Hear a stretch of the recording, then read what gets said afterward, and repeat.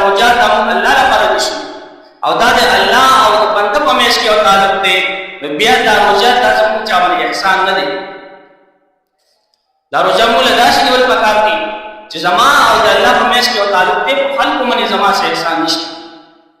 او بیا خلق ته غوسه کېدل قیمه کول دا بیا د دې شای نشان نه دی روزه په دې لپاره ده چې صبر راشي او که صبر درکې نه وي تاسو له خبره نشي کولای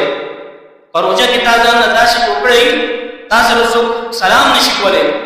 تاسو له چا نه یو خبره وښکول ته یو جنگ تلاش کړئ صبر درکې نشتی نو درې مطلب څه شي ته خلق لپاره روزه ونی نشي چې خلق ته د ویلي چې تاسو شي نه کوي الله لپاره نشي نو صبر کوو بعض خلک هغه روزه کې پوری په صبر راغستې دي زنانه ته تنګي ماشومان ته تنګي دا د روزي هغه مقصد نه دی روزه خو اصل مقصد لعلکم تتقون تاکي تقوا راشي تاکي صبر راشي او بنا ته ولې شي نو دا خو به د روزي مقصد نشي هغه راځي دکان کې یو سړي خبره کوله چې خپل پلان خبره کوله بل چا کوله بیا هغه له کوم شي په بولې دي لارې کې روانو وړو ته به کولی نو هغه سره له کب شپ لګاو نو هغه ورته ډېر خوشاله شول نو ته وی بابا ستاسو روزه نه ده نو بابا هم خوشاله دا ورته نه بچي ما روزه نه دي نو هغه ورته یو څه وی دا وګوره دی بابا روزه نه دی وای خاص خوشاله دي ازمون پر روزه نه دی ویلې زموږ په خیر وي دی بابا روزه نه دی ویلې وګوره څنګه خوشاله دي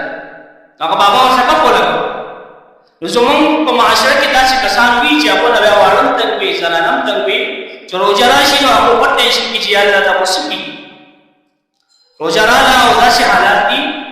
مظلوم خلک دي چې هغه سویل شي نه هغه بیا انتهایی تنګ وي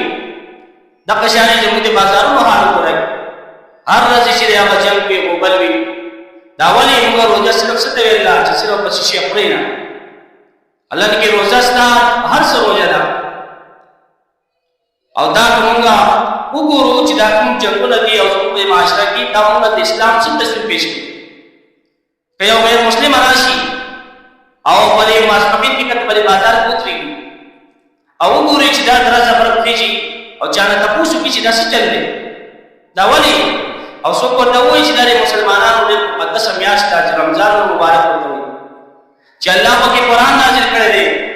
دا هغه میاشت راغله او مسلمانانو ته حل نو هغه به موږ څه سبق اخلي چې دا هغه میاشت کوم چې دوه فضیلتونه دي الله پاک قرآن